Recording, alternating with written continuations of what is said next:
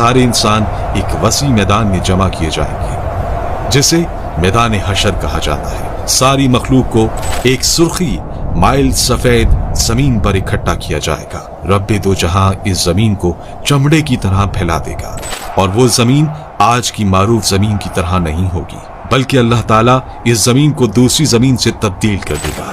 आसमान को भी इसी तरह तब्दील कर दिया जाएगा। ये मैदान इतना बड़ा होगा कि तमाम इंसानियत इसमें समा जाएगी। ये मैदान बिल्कुल हमवार होगा, कोई पहाड़, कोई गढ़ा, कोई बुलंदी नहीं।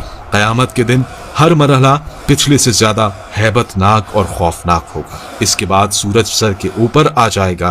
अंदाजा लगाइए कि आज सूरज तकरीबन 4000 साल की दूरी पर है और हमारी तरफ इसकी पीठ है। कयामत के दिन सूरज सिर्फ 1 मील के फासले पर होगा और इसका मुंह हमारी तरफ होगा। क्या हाल होगा। हमारे भेजे गर्मी की शिद्दत से खौल रहे होंगे और इतना पसीना बहेगा कि 70 गज जमीन में जज्ब हो जाएगा। फिर जो पसीना जमीन ना पी सकेगी वो ऊपर की तरफ आएगी। वो पसीना किसी के टखनों तक होगा तो किसी के घुटनों तक पहुंच जाएगा। कोई कमर तक इसमें गर्क होगा तो कोई सीने तक इसमें तैर रहा होगा। कुछ तो ऐसे भी होंगे कि उनके गले तक पहुंच चुका होगा और काफिर के तो मुंह तक चढ़कर लगाम की तरह इसे जकड़ लेगा, जिसमें वो डुबकियां खाएगा। ये सब कुछ डिपेंड करेगा हमारे अमाल पर। अब लोगों के साथ उनके अमाल के हिसाब से मामला किया जाएगा। सजा या जजा अमाल को देखकर दी जाएगी। इस दिन किसी चीज का कोई साया नहीं होगा, लेकिन कुछ अहले ईमान ऐसे भी होंगे कि उन्हें अल्लाह रब्बुल इज्जत अपने अर्श के साए में रखेगा। इस गर्मी की हालत में प्यास की क्या कैफियत होगी। हाल ये होगा कि जबानें सूख कर काटा हो जाएंगी। कुछ तो जबानें मुंह से बाहर निकल आएंगी। दिल मुंह को आए होंगे।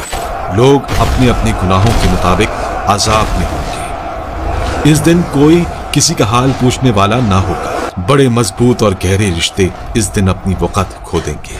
रिश्तेदारियां और ताल्लुकदारियां किसी काम नहीं आएंगी। यहाँ तक कि सगे रिश्तेदार जो दुनिया में एक दूसरे को देखकर जीते थे, इस दिन एक दूसरे से जान छुड़ाएंगे। भाई भाई से भागेगा, माँ औलाद से पीछा छुड़ाएगी तो औलाद माँ से दौड़ेगी। बाप बच्चों से बेजार होगा तो बच्चे बाप से भागेंगे। बीवी शौहर से भागेगी तो शौहर बीवी से भागेगा। आखिरकार कोई किसी की मदद करने को तैयार ना होगा। हर जान नफ्सी नफ्सी पुकारेगी।